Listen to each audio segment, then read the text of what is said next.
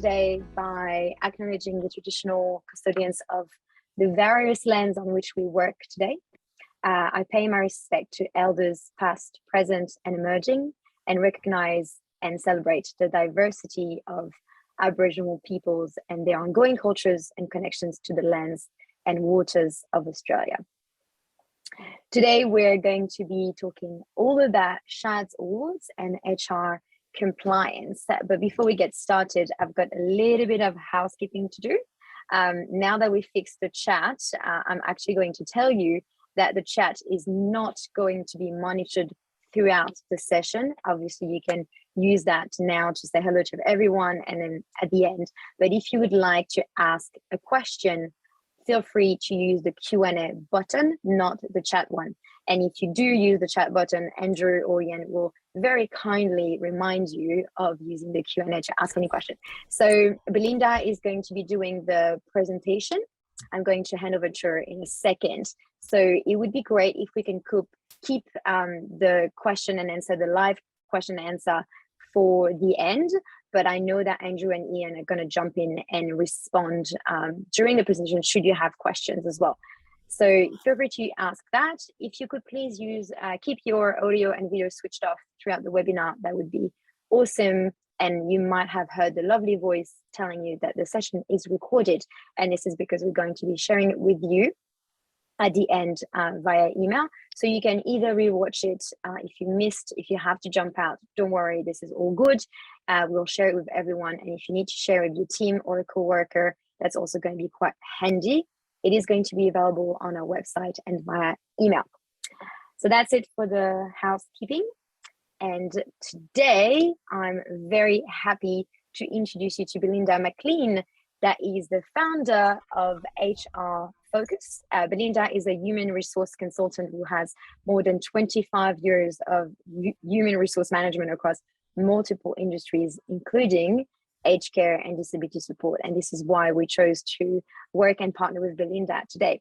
Belinda is a subject matter expert for human resources, fair work, industrial relations, and we're going to focus obviously today all around SCHADS Awards and HR compliance. I don't know if you're aware, but this is the first webinar of a two-part series where we're going to focus on all things HR. The second one will be hosted in a few weeks on November the 8th, and we will be announcing this by email with a link that you can register from in a couple of days. We also have the lovely shift care team. As I said, not everyone, but probably the best. We've got Andrew that you probably have met and heard from quite a lot if you have been with shift care for quite a few years. Same with the lovely Ian, so head of operations and head of customer success. We've got also from my amazing team, Rob and Asha. And over to you, Belinda. Thank you so much for taking the time to speak with us today. Thank you so much for the introduction. So I'm going to share my screen in a second once we get that one off. Okay.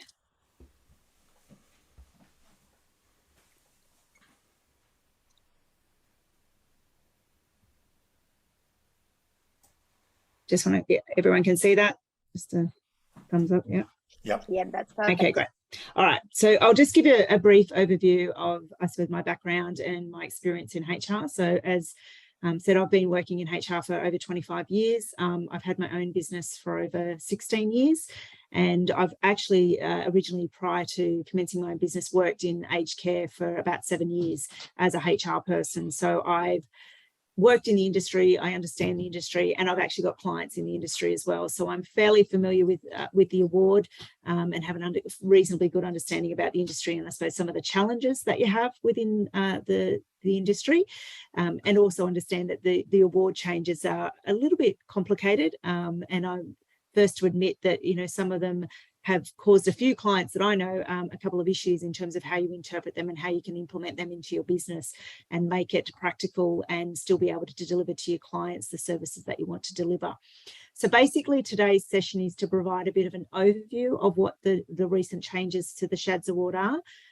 We will be making available my slides so you can have access to them after the session. I'm happy to try and answer as many questions as I can. If I don't know the answer, I'll certainly come back to you. and I appreciate you all taking the time out of your day today to listen. So essentially what we're going to be covering off today is a summary of the SCHADS Award and some HR compliance issues. So essentially, if you have an enterprise agreement, just keep it note that the SCHADS Awards might not necessarily apply to your specific circumstances if you've got a current enterprise agreement, but it is probably worth cross-checking and making sure that there's no provisions that you may need to update in your enterprise agreement going forward. So what's changing? So there's been quite a lot of changes in the SCHADS Award, and they're effective from the 1st of July this year. So employees need to review what those changes are and make sure you've implemented the changes, particularly within your payroll and the rules within your payroll setup. So you might need to liaise with your payroll providers, and there's obviously different and make those updates as required. So essentially what the changes are in the SCHADS Award is there's been an increase in the minimum engagement period for casual and part-time employees between 2 and 3 hours, depending on the sector. There's also been changes to the broken shift allowances and the amount depending on when those shifts happen, but there's also been a cap on how many broken shifts you can work. So you can only have up to 3 broken shifts in a 12-hour period. So employers are also now required to make up time or payment if clients cancel. This is a fairly big change, I think, in the award for the SCHADS Award. And there's also been an introduction to, which is called a remote work clause, which I'll go through in more detail. And there's a new laundry allowance for repair or replacement of clothing other than uniforms, which is new to the award. And there's providing additional overtime allowances for some employees within the award. So minimum payment for casual employees, what does that mean? So the minimum payment for casual home care employees has increased from 1 hour to 2 hours per engagement. So if you have a casual employee work, they have to be paid for a minimum of 2 hours now going forward for each shift. During that period, they can work for more than one client. So they don't have to just work for one client, they can go to multiple clients in that engagement period. So prior to 1 July 22, there was no minimum payment for part-time employees under the SCHADS Award. Part-time employees must now be paid for minimum periods of engagement within that. So social and community service employees have a minimum of 3 hours engagement. Social and community service employees with doing disability service work, it's a 2-hour engagement, and all other employees is a 2-hour engagement that they have to be employed per shift. So you can't employ someone to just work a 90-minute shift, for example. They would still be required to be paid 2 hours. And same for part-time employees, they can work for multiple clients. So they don't have to just work for one client for that 2-hour shift or 3-hour shift. They can work for each client. So consultation requirements for different arrangements. So employees and employers could previously agree that an employee will work shifts or periods of work in broken shifts that are less than the new minimum or minimum payments. So if an employer and employee made this kind of agreement prior to 1 February 2022, what you need to do is discuss these new minimum payment requirements with your staff. You genuinely need to try and reach agreement on a variation to the employee's current hours of work that's consistent with the new minimum payments that suits the employee's circumstances. If an employer and employee have discussed the agreement but can't agree on a change, the employer can vary the agreement to meet the new payments by giving the employee 42 days written notice. So if you essentially had an agreement in place and that needs to be updated and you can't reach agreement, you can direct that change to occur by providing 42 days notice. And that variation should have been in place by 1 July 2022. The consultation requirements don't stop an employer and employee from agreeing to other changes to the agreement that are consistent with the award provisions as well. So how the minimum payment changes work for broken shift and broken shift allowances. And I know that in the industry, broken shifts are quite common, and it's a bit of a change in how the award they've made it quite clear what you can do and what you can't do within the award. So broken shift is defined as a shift with one or more breaks that aren't meal breaks. So meal breaks don't form part of a broken shift within a 12-hour period. So these are two broken shift allowances in the award, and when undertaking disability services work and home care work. The broken shift allowance will differ depending on whether the employee has 1 or 2 unpaid breaks in their broken shift, and the number of unpaid breaks will determine the amount of the allowance. So you need to refer back to the award with the specific allowances, and that information is available on the Fair Work website. An employer can roster an employee on a broken shift with 2 periods of work and 1 unpaid break. An employer and employee can agree that a broken shift will be worked with 3 periods of work and 2 unpaid breaks. So you can agree with the employee to have 3 broken shifts essentially. If an employee is required to work a broken shift, the minimum payment will apply for each period of work during the broken shift. So the minimum payment period applies to all periods of work in a broken shift for both part-time and casual employees. So what that means is you can't have a broken shift where they work an hour in the morning and then an hour in the afternoon and count that as one shift. They need to work 2 hours in the morning and 2 hours in the afternoon, or 3 hours and 3 hours, depending on what their minimum shift requirements are. So how the minimum payment changes work for broken shift and broken shift allowances. So this is just an example to show how it should work. So Jasmine is a part-time social and community services employee who performs disability services work. She's covered by the SCHADS Award. Jasmine is rostered for a broken shift to be worked in 2 parts in the morning and the afternoon. Jasmine works with her first client for 90 minutes in the morning. For that shift, she needs to be paid for 2 hours, as that forms part of the broken shift and the minimum payment requirements. Jasmine then works in the afternoon for a 3-hour shift with a second client, Anthony, and Jasmine works with Anthony for 2 hours in the afternoon and is paid for 2 hours because she's met the minimum that shift in the afternoon.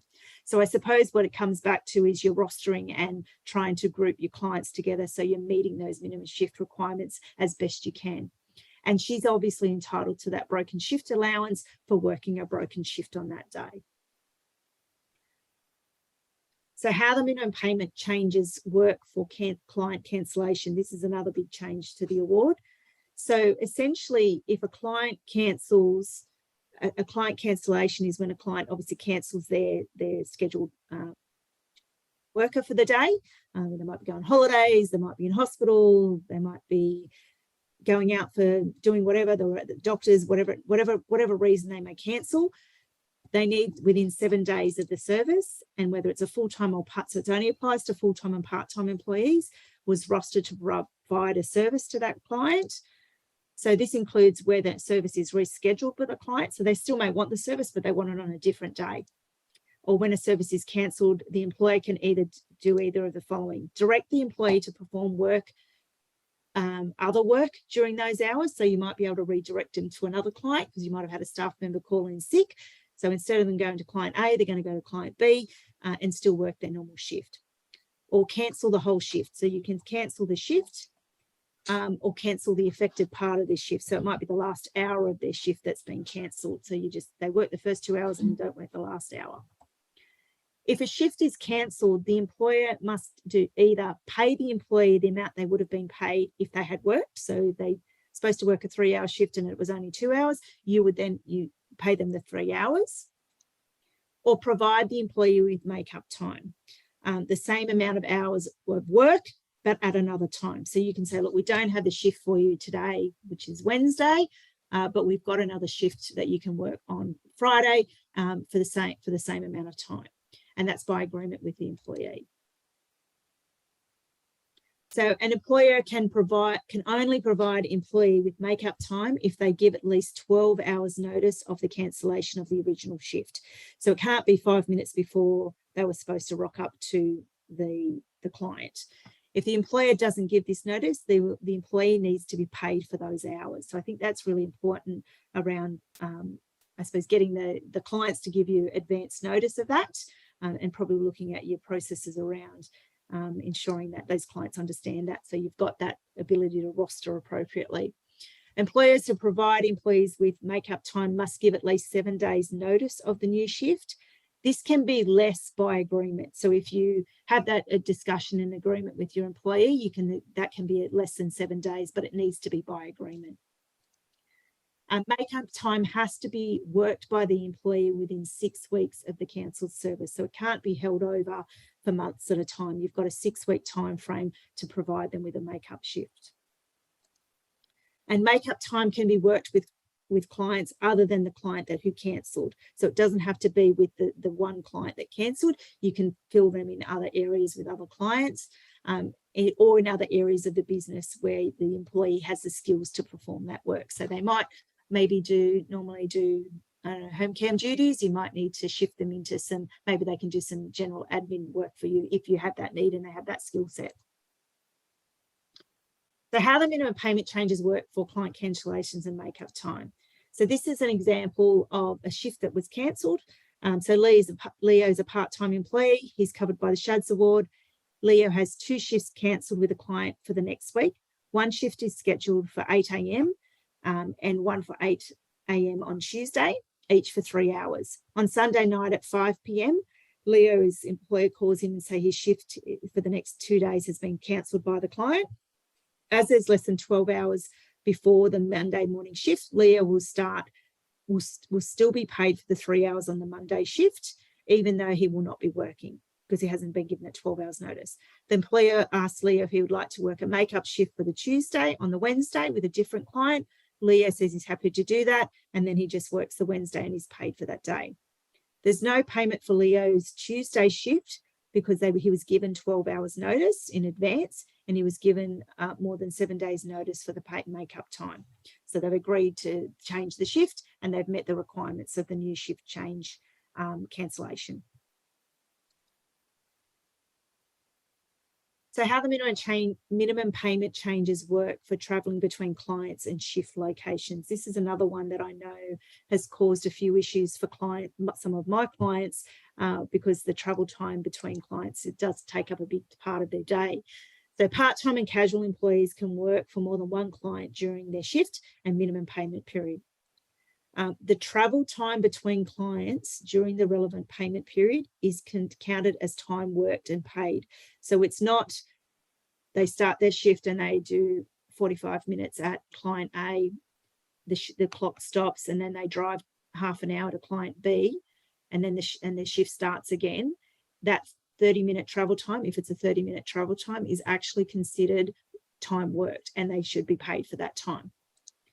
The minimum payment applies once per period of work for employees who work at multiple locations. So this is an example for a home care employee. John is a part-time employee, home care worker, who visits 2 clients during his shift. So John works at his first client, Petro, for an hour, and then drives 20 minutes to his second client, Annie, and cared for her for 40 minutes. So as John has spent time travelling during the minimum payment period, he's paid for his time and for the 2 periods of work completed, and that's a total of 2 hours. So an hour work, 20 minutes travel, and then another 40 minutes of work, which meets the new payment minimum requirements for the 2 hours, and he's paid for that 2 hours. So overtime for part-time and casual employees. So the changes under the SCHADS Award now provide for overtime for part-time and casual employees who work outside the span of hours are entitled to overtime. So the span of ordinary hours work is between 6 a.m. and 8 p.m. And overtime is paid at 150% for the first 2 hours, 200% thereafter from Monday to Saturday. On Sundays, all overtime outside the span of hours is at double time, 200%. Damaged clothing and laundry allowance. So employers will be required to cover reasonable costs associated with repairing or replacing an employee's personal clothing. So if it's damaged for whatever reason, they are entitled to be reimbursed for that damaged clothing. So this applies to personal clothing that is soiled or damaged beyond repair while the employee is performing their duties, except for normal wear and tear. A laundry allowance may also be payable for soiled clothing. So if they've got to go and get something dry cleaned because got something spilt on it and they can't get the stain out through normal wash, you may need to pay a laundry allowance for that. So remote work is another new one, and I suppose it's thanks to COVID, and one of the reasons, and I suppose also the fact that people are maybe on call and having to answer queries for your businesses after hours or even during hours. So an employee is directed or authorised by their employer to be on call to perform work may be engaged in remote work. So employees may also perform remote work when they are not on call if needed. So remote work is performed by the employee that is not part of their rostered ordinary hours or for casual employees, not a designated shift. So it needs to be outside their standard hours. So if they are a Monday to Friday 9 to 5 employee, it would be outside those 9 to 5 hours. That would be considered remote work. Not additional hours worked by a part-time employee or overtime after a regular shift. So if they're working overtime, it's not considered remote work. It's not required to be performed in the designated workplace, so it's outside their normal workplace. Remote work can be between 6 a.m. and 8 p.m. is paid at the employee's minimum hourly rate. So if it's during the standard ordinary hours, they're paid their normal hourly rate. Penalty rates apply in the following circumstances. So there's a list of when they would be paid overtime and penalty rates. So outside your span of hours, it's 150% for the first 2 hours and 200% thereafter for full-time and part-time. And with your casuals, remembering that they get the additional 25% loading. So it's 175% for the first 2 hours and 225% thereafter. If they work more than 10 hours in a day, it's 150% for the first 2 hours and then 200% thereafter. So, and same for your casuals, 175%, then 2 hours for 2 hours, and then 225% thereafter. If they work more than their 38 hours in a week or 76 hours in a fortnight, if you pay fortnightly, the applicable overtime as per the clause 28.1 in the award, and the same for casuals. And then if it's on the weekends, your Saturday rates, it's 150%, casuals, it's 175%, Sundays is 200% for full-time, part-time, or 225% for casuals, and public holidays, it's 250% or 275% of the normal rate for casuals. So that's is in the awards now if they work in those remote work hours. So these penalty rates apply instead of other loadings or penalty rates like weekend, overtime, shift, or public holidays. So the minimum payment for performing remote work is 15 minutes when an employee is on call between 6 a.m. and 10 p.m, 30 minutes where an employee is on call between 10 p.m. and 6 a.m, 1 hour when the employee is required to work and was not on call. So if they weren't actually scheduled to be on call, they have to be paid 1 hour. 1 hour when participating remotely in team meetings or training. Any time worked continuously beyond the minimum payments stated has to be rounded up to and paid to the nearest 15 minutes. So they might only do 10 minutes work, they have to be paid for 15-minute blocks. And when an employee is required to work remotely multiple times in one day, the minimum payment will apply on each occasion. So however, only one minimum payment has to be paid when an employee works multiple times within a minimum payment period. So if it's in that 2 hours, they get that whole time. So it is quite detailed, and I think the rules need within your payroll system. It's probably really important to make sure these rules are set up quite clearly within your remote work for the remote work and on-call requirements. So for an example, an employee who starts work at 11 p.m. and works 2 periods of 5 minutes falling within one 30-minute period, they're only required to be paid for the one 30-minute period because it fell within that one payment period. And that's the end of my presentation. Actually, I'm missing something. Wait a second. Let me stop sharing. I'll open up my other one.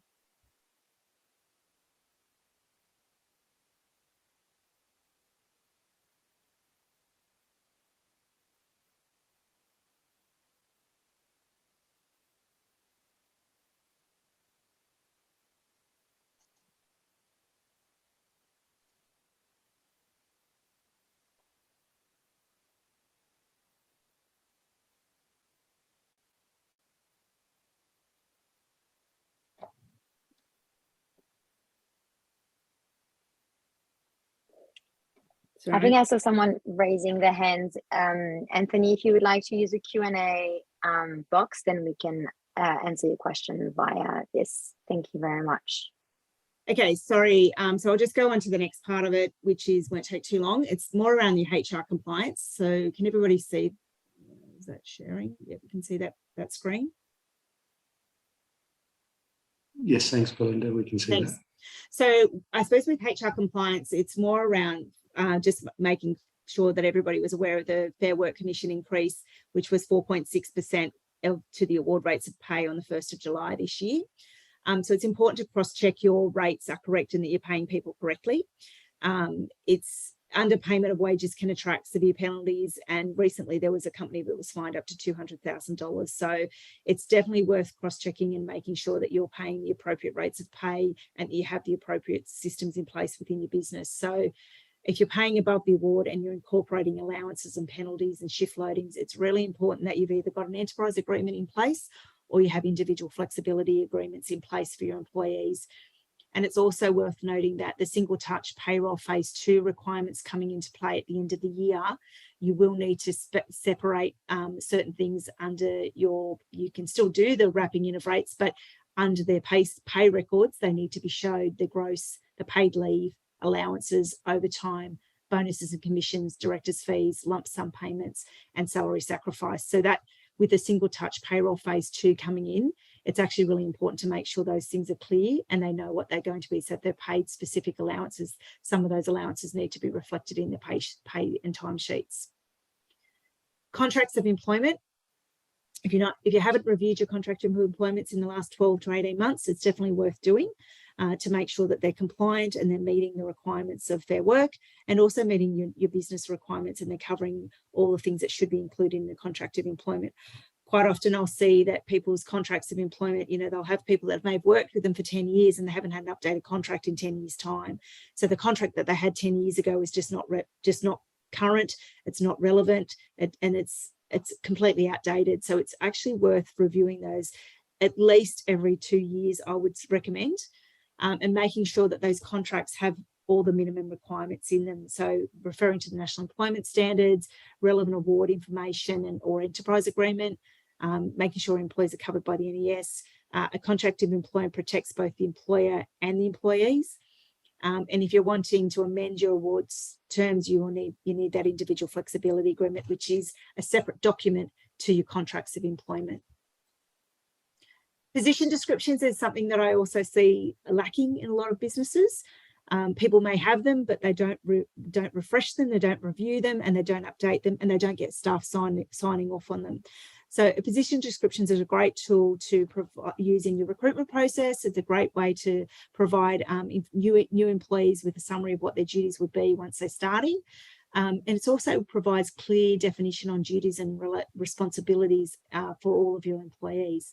So my minimums, things that I would recommend you have in a position description, is the purpose of the role, overview of the role, responsibilities and accountabilities, WHS responsibilities. I think that's really important to have in those things in your position descriptions. KPIs, if they're relevant to the position, what experience, qualifications and skills are required to perform that position, any key attributes for the role, and an employee sign-off. And I would recommend that you have them issued at least annually. And that's pretty much all of my presentation at this stage. I'm happy to stop sharing. They're my details if anybody would like to contact me if you have any questions post today. But I'm assuming there's some questions in the chat, the questions by the looks of it. Thank you so much, Belinda. Andrew, do you want to kind of cover the questions that have been asked for Belinda? Sure thing. So I'll go in order of how they came in, Belinda. So the first question was from Kelly. She's just asking, how does late cancellation work for casual staff? So my understanding is with casuals, it doesn't apply, so that you can, because it's a casual role, you don't have to pay them, is my understanding of the reading of the award. Cool. What are the implications if staff member has a shift cancelled, is offered a make-up shift, but doesn't want to attend the shift? That's from Sue Puller. Yeah, look, I must admit I've had that same question myself. I've looked at that because it's like by agreement. So how easy that is to get agreement. I think what I would really, you need to look at in those sort of circumstances, I suppose being fair and reasonable, would be if that person normally only works set days and only has availability on set days, you would need to try and meet those availability to offer that shift on those times that they're available. So if they only work Monday, Tuesday and Wednesday, it would be unreasonable to say, well, we've got a make-up shift for you on a Thursday, but they don't normally work a Thursday. So I think it's about managing that in a way that's fair and reasonable. However, if the staff member is being, I suppose, trying to rort the system and make the system work to their advantage, I would be probably having a conversation around those things and having a good, because you've got 6 weeks. If you offer a shift for next week and they say, I can't do it next week, and they refuse it 6 times, I think that would be unreasonable. And I think I would be having a discussion with them about that. Great, thank you. Tia, hi Tia. She's written, is the travel time included in a 2-hour minimum? For example, 45-minute support, 30-minute travel time, 45-minute support Yes. with next client equals Yes, 2 it hours? is. Yep. Yes. Great. Naba has asked if a staff working with client A for 2 hours and travelling 40 minutes to work with client B, now employer needs to pay to staff for extra 40 minutes. Yes, where correct. will the costings come? Client A or charge to client B? Yeah, good question. I think that's probably the challenge for the industry is where you recoup some of this cost, and do you average across your clients? Yeah, it's a difficult one. I suppose it's hard to make it one client have to pay for it. I think you need to look at your costings, your costing structures, and averaging them out. I wouldn't recommend, but yeah, but essentially you have to pay for 2 hours, 45 minutes for that person. Great. Wayne's asked, how do I calculate hours for public holiday for a part-time employee? It would be double time and a half, which is 250% on top of their ordinary rate. So if you have a look in the awards, there's a really good link that you can go. It's called Pay Guides. It actually stipulates all of the rates of pay for all of the different sections. I can send that link to you guys, and I'm happy to share it out. It's really, really good, and it tells you exactly what the rate should be. Great. Sue, hello Sue. Sue's asked, does the SCHADS Award cover live-in care? If so, what are the implications regarding overtime, etc., for live-in workers? Yes, I believe it does cover live-in workers, and it comes back to your sleepover. I'm assuming that would be your sleepover shifts, and that's all covered in the SCHADS Award. Great. Josh has asked, does the SCHADS Award work with companies who employ support workers using their own ABNs? So that would be contractors. Technically, if they're a contract, so it's a bit of a double-edged sword, that one. So contractors still need to be paid above the minimum award rates of pay. So I would definitely cross-check it with that award to make sure that you're not underpaying them, because the risk that businesses have with contractors is, are they contractors or is it sham contracting? So if they're working just for you, you need to be careful around how you manage that. And the government they're making it harder and harder for people to contract just for one employer, for example. So if they're doing 80% of their time for one employer, the government, that might not be considered a true contractor or consultant arrangement. But you definitely need to make sure you're paying above the award. Great. Vicky has asked, does a broken shift need to be shown separately on the pay slip? I believe you will need to stipulate it separately, because you need to be able to refer to the allowance. So I think you need to have the start and finish times on there so you can confirm each shift as a separate one, because it is a separate shift. Yeah, even though it's a broken shift, you'll have part A of it and then part B of it. Great. Anthony's just asked, he was a bit confused around the late cancellations. Yep. You said previously we had to pay the shift within the 12-hour 7-day rule as an exception. So my understanding, if somebody cancels within 12 hours of the shift starting, you have to pay the shift. If you've got 7 days, if they've got notice of that shift, so if I'm supposed to start tomorrow at, I get cancelled at midnight, but I'm supposed to start at 6 a.m., I would be paid for that shift. you don't have to do the make-up time. If you've got more than 12 hours notice of the shift being cancelled, then you can do a make-up shift. Does that make sense? I think he's nodding yes. Okay. Someone has asked, an anonymous person, will make-up hours attract overtime payment if a staff member is already rostered for 38 hours that week? Yeah, you definitely need to be careful of that, because they would attract overtime, yes. Great. Anne-Marie's asked, what's the time frame for cancelling of a casual shift? Oh, look, I think it's as much notice as possible. I think it would be unfair to cancel it 5 minutes before their shift started. I think definitely a couple of hours if you can, but the more, it doesn't actually stipulate, but I think it's reasonable to give them as much notice. If they're on their way there, it's unreasonable to cancel this shift and they've just rocked up. Great. Before we go on, can everyone just use the Q&A for the questions? There's a lot of questions coming in through the chat.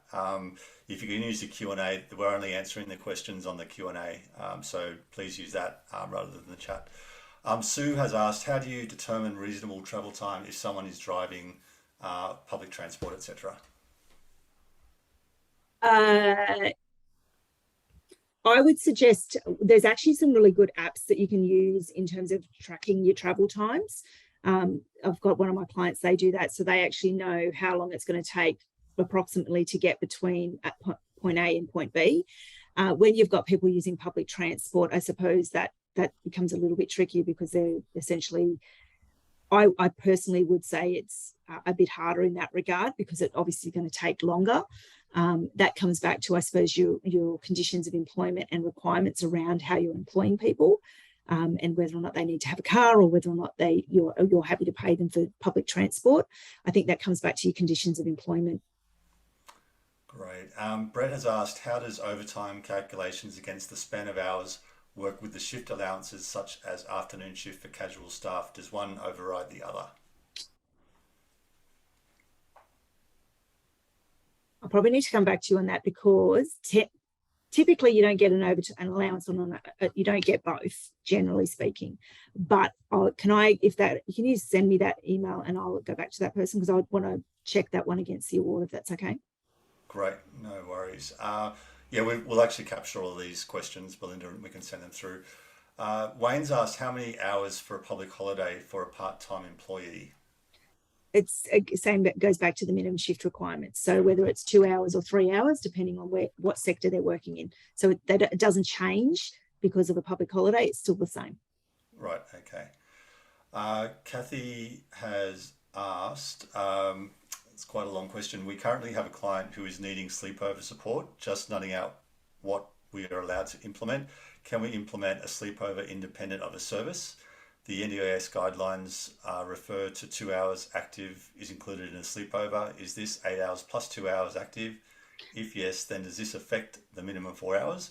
If we do a sleepover, 8 hours rest with 4 hours, can we split the time 1 hour before or 3 hours after? So you can't just do a sleepover on its own. It has to be either start with a shift or end with a shift. And you can also start with a shift and end with a shift, as long as it's not spanning too long. I've actually got some information on that I've worked out for another client. It is a little bit more complex.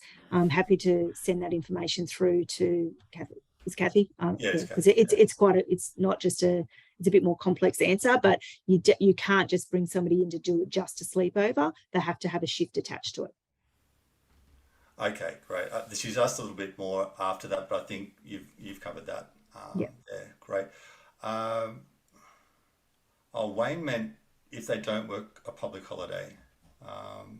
Sorry. If there's not working on so they're off work on the day, it would be what their standard rostered shift would have been. So if they normally work on a Monday and they normally do a 4-hour shift, they should be paid for 4 hours on that day. Great. Kavita has asked, should a casual employee be paid if a client cancels the shift? And if yes, should it be the entire shift or for 2 hours only? I don't believe you have to pay the casuals if the shift's cancelled, because it specifically said part-time and full-time. Great. Anthony's asked, we pay above the award for the allowances. Do we need to detail in contracts? I would recommend going forward that you do, yes, because you're going to have to show that in your pay slips with the single touch payroll rules coming into play. Okay. Molly has asked, does broken shift award only apply to part-time, full-time, or does this apply to casuals as well? It does apply to casuals as well. Okay. Kavita again, what are the implications to casual employees if they cancel shifts on a regular basis? If the client cancels the shifts, or wasn't specified. Kavita, could you possibly just clarify what you meant there, and we'll get back to you. Do overtime rates occur for subcontractors? That's from Josh. that would come into your negotiated contract rates. But yeah, again, it comes back to you can't be paying a subcontractor less than what the award would have paid. Great. Anthony's asked what, sorry, Belinda.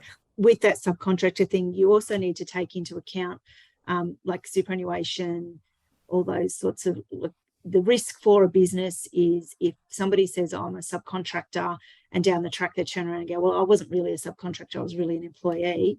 The risk for the business is that they make a claim against the business for superannuation, unpaid annual leave, sick leave, all those sorts of things, and any penalties and things. So that's why you really need to make sure any subcontractor agreements are very, very tight, and you've got all of those things in your subcontractor agreements.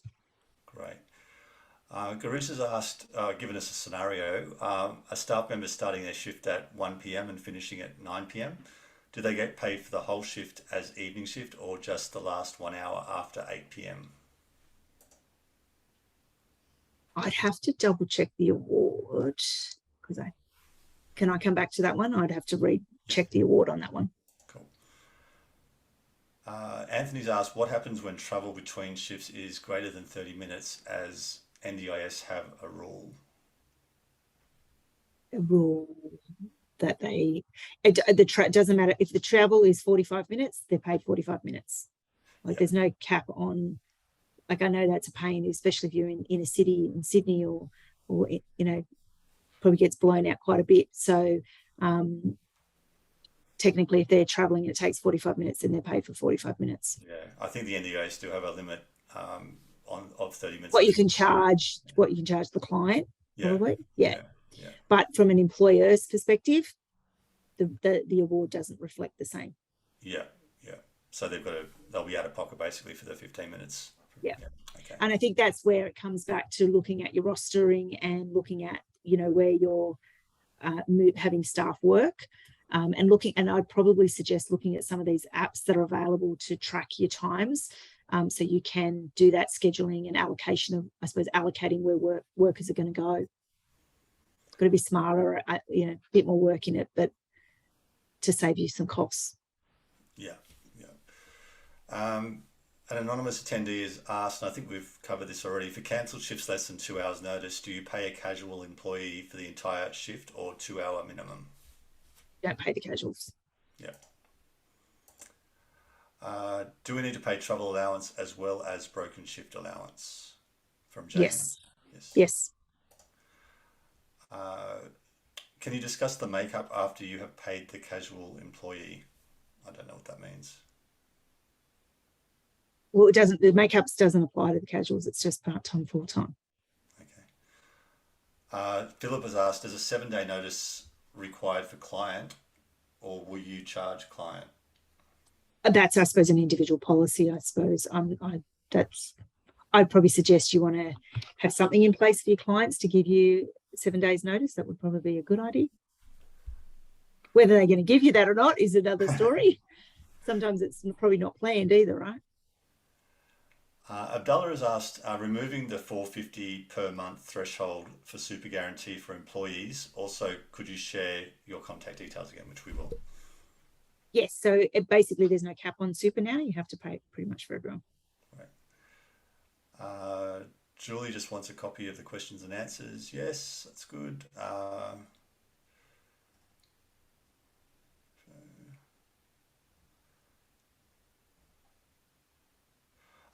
Jesh has asked, wanting to clarify the casual payments for cancellation shifts. If a shift is cancelled by a client within the 12 hours, the casual does not get paid, but if it is before the 12 hours and within 7 days, it becomes a make-up shift?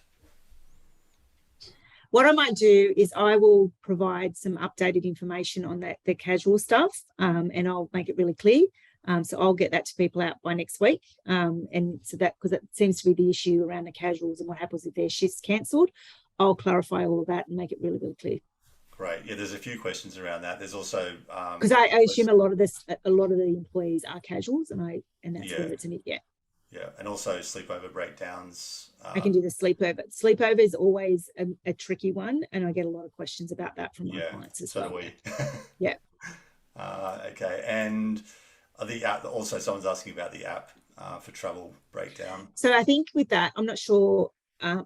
The one I had was for a different industry, but yeah, I'll see if I can find the name of one, and I don't know if it's basically just a way of tracking your travel times. So, and you can sort of schedule where people have got to go. It's like a scheduling app, really.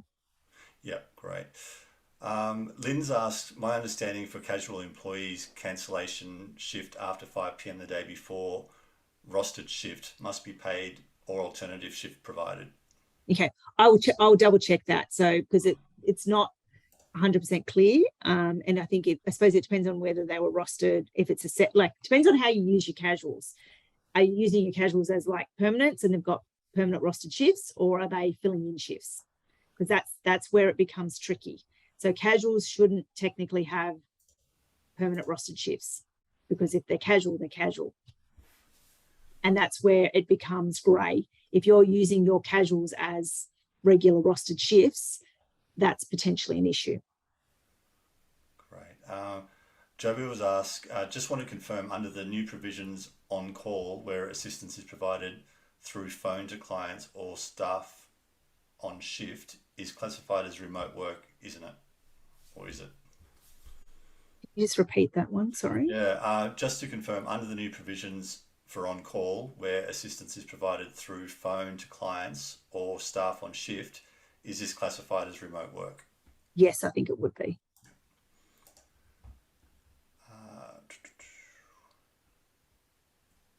Shift. Anthony just said, confused as makeup shifts apply to casuals. I don't believe so. But as I said, I'll clarify that and make it, and we'll send an update out. Great. Kavita has asked, what if a casual employee is on their way to the shift or have already reached the shift? I think in that situation, you need to be looking at whether or not you can find them alternative work or pay them for that, because I think that would be reasonable. Okay. Yeah.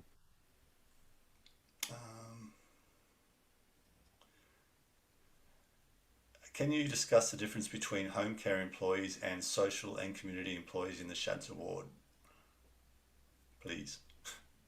Well, home care, it's under the award.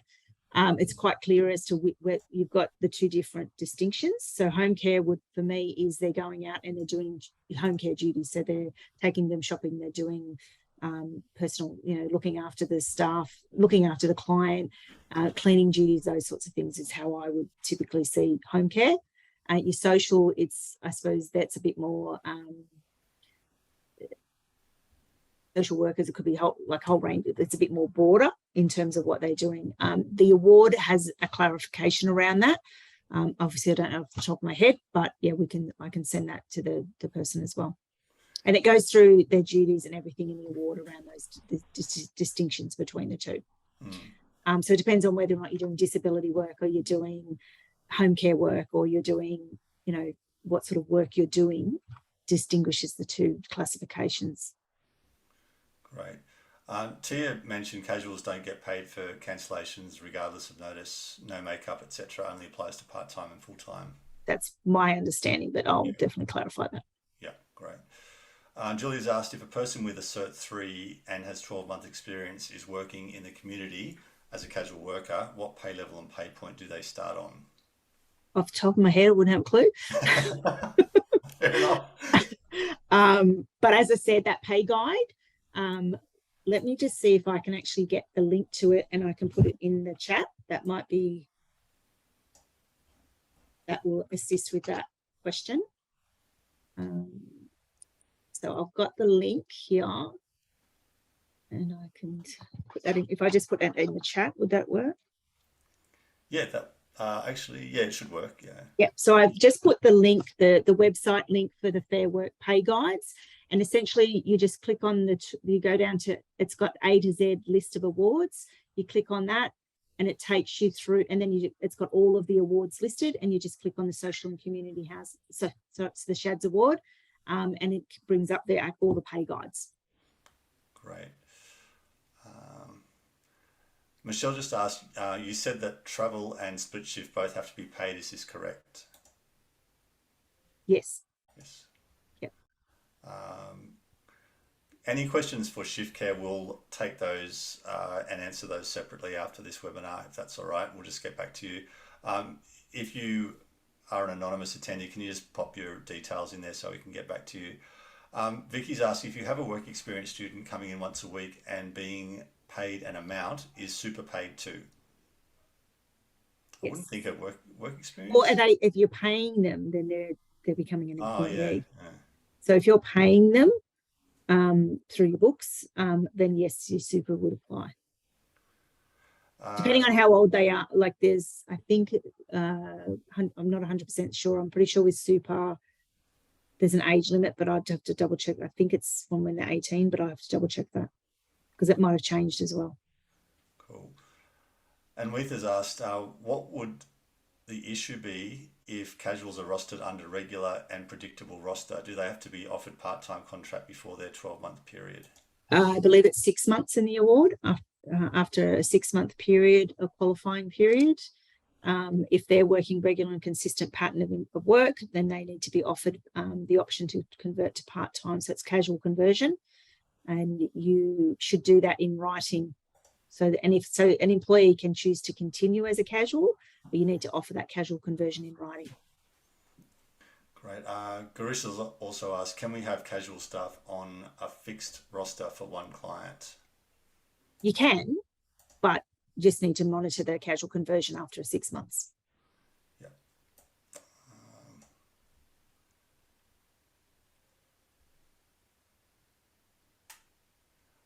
Okay. Susan's asked, can I get a copy of the Q&As? Yes, as well as info and update on casual, cancellation and sleepover, especially around some active hours within the sleepover. Do we pay active hours on top of the sleepover blocked pay, or I would say that would be the fixed rate?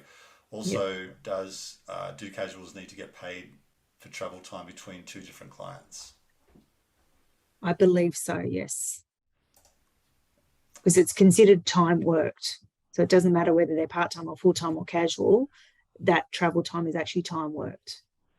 Great. James has asked, when using subcontractors to cover shifts, who is responsible for the subcontractor's insurance, i.e. public liability and work cover, the employee or the contractor? Contractors should be responsible for that, and that would be something you should make sure that they've got as a subcontractor. Yeah, okay. Naba's asked, what is the minimum hours to become part-time? As in a part-time employee? I would say it's so. Anything under 38 hours, I don't think. So it could be they work part-time, 1 4-hour shift a week. Great. Michelle's asked, they have a support worker doing a 3-hour shift and then a 2-hour unpaid break, then another 3-hour shift. They need to be paid a roughly $20 split and then have a travel allowance on top of that. Yep. Yep. Okay. Is the shift before or after a sleepover counted in the 10 hours per day? Do you need to have the minimum 10-hour gap between the sleepover and a day shift? I would suggest you do, yes. Cool. Brett's asked, are kilometre reimbursements under SCHADS treated differently as a pay code for the travel time for payroll? Yeah, I would put them in as separately, yes. That's a shift code question. Anne-Marie's asked, as an organisation, how do you deal with that you have offered the casual employee to become permanent part-time, but the shifts are the same week to week?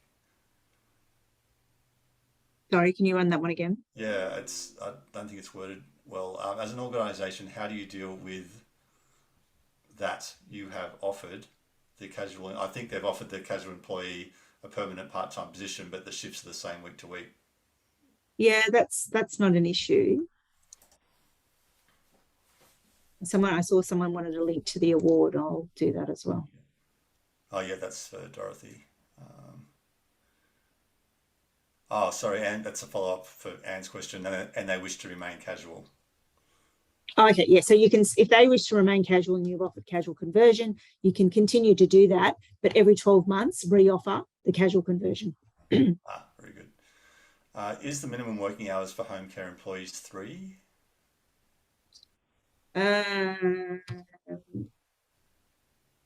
It was actually, let me just go back to it because It was on your first or second yeah, slide. it was 2. Social and community service employees, except when doing disability work, is 3 hours. Social and community service employees doing disability services work is 2 hours. Right. All other employees is 2. Michelle said Fair Work said we only need to pay split shift, not travel as well. I'm sure. Because you've got a broken shift.